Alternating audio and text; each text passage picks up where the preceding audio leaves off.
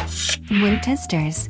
Yo, what's good guys? It's Nightwing2303 from WearTesters.com, and today we're going to be going over quite possibly my favorite basketball shoe of all time, and that's this guy right here, the D-Rose 6, but not just any D-Rose 6, this particular version, the PrimeKnit version. Now I will say right off the top is that it sucks that this is the only version of this shoe with PrimeKnit, or maybe I should have said the only colorway of this version of this shoe featuring PrimeKnit.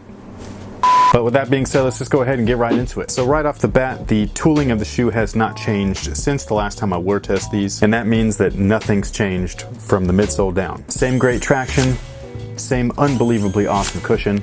I mean, do I really gotta explain it? You know what I mean? Like this is just awesome. It's heaven for your feet. Now it's encased in what they call the stable frame, and that's to keep this stable, duh. Because Boost is so highly responsive and bouncy that this stuff by itself can be an accident waiting to happen. Really curious to see how the D-Rose 7 performs, because those things are kind of like all open and free. That'll be interesting. But as I was saying, this is, in my opinion, the best cushion that you can get. Boost is the best stuff currently on the market, bar none, hands down, no questions asked. Point blank, period, dead ass. Best shit for your feet. Now, like I mentioned in the beginning of the video, the materials on this particular colorway is the only thing that really separates them from the rest of the D-Rose stuff, or the D-Rose 6s. And that's the PrimeKnit upper. This stuff is awesome. It's not as stretchy as the PrimeKnit that was featured on the Crazy Light Boost, and I personally think that's a good thing. They offer a little bit more containment and a little bit more support. Now, the downside to having a soft material like this, a knit or a woven, is just durability. But the positive side is that it requires no break-in time, and if done right, it gives you the best one-to-one fit that you can ask for. Not only does it fit your foot like a glove, but it moves with your foot also. So no friction, no hot spots, no weird binding or pinching. It's just a one-to-one fit that suits your foot no matter what. The second key difference besides the upper that has changed has been the lacing system. These offer a lace loop-like design for the eyelets, and this offers just a much better contained fit than the typical ones that came with the regular D-Rose 6s. And it's weird to think that something so small and subtle made such a huge impact with the overall fit and lockdown of the shoe, but it did, and I love it. I did go down half a size, just keep that in mind, because PrimeKnit can be stretched and all that kind of stuff, and it's so form-fitting. You want to make sure that you have the most containment possible. You want to make sure that that material wraps around your foot beautifully, perfectly with that one-to-one fit. So for me, going down half a size achieved that. So like I was saying, with the midfoot area and the changed lace loops, those offered much better lockdown than the regular D-Rose 6, but the top sections here didn't change at all. You still have the cross strap made out of TPU or plastic, but this area did contain the foot much better than the regular D-Rose 6 as well, and it's not for the reason that you might think. Because the whole X-wrap design back here didn't change at all, it was actually the puffy tongue that did change. These are nowhere near as puffy as the regular versions, so you're able to lace these up just a smidge tighter. Smidge. It's like something my grandma would say.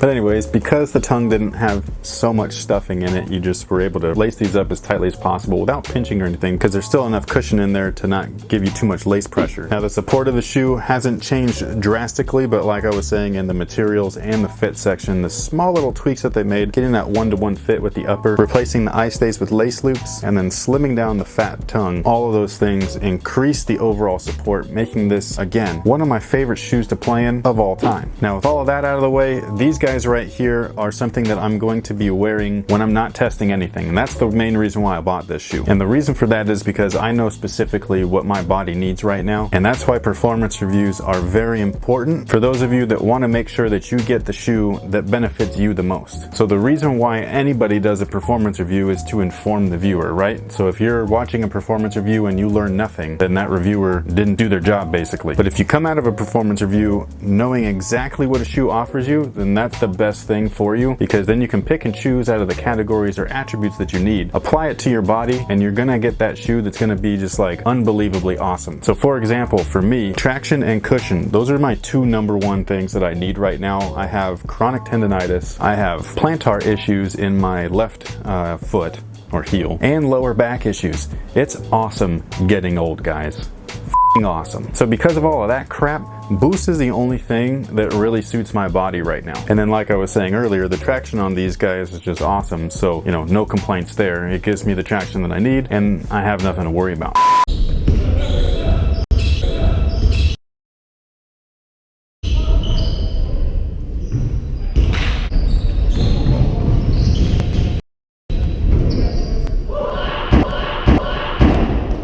Now, besides the traction and the cushion, materials, you guys know my personal preference. My personal preference is knit and wovens if it's not a really nice leather. And what do these guys have? PrimeKnit. So again, knowing exactly what you need is going to be your best ally in buying a brand new basketball shoe. Watch somebody that will really inform you, that legitimately teaches you something, aka somebody that actually knows their shit. And that'll be the best benefit for you in the long term, because you'll, for one, learn something new. For two, you'll be able to apply it to your own self and your own needs. And three, you'll never ever feel like you wasted your money. And that's no matter what the shoe's retail price is, whether it was 200 bucks, 50 bucks, you got it on sale, you got it for free, or whatever the case may be. You'll always feel like you got the most bang for your buck out of your purchase, as long as you're able to know what you need and then find the shoe that gives that to you. So that pretty much takes care of it, guys. Thank you so much for watching. Thanks for your support. Hopefully you learned something. If you have any questions, make sure to let me know down below in the comment section. And until next time, guys, have a good one. As of today, it's actually Friday. Or no, wait. No, today's not Friday. F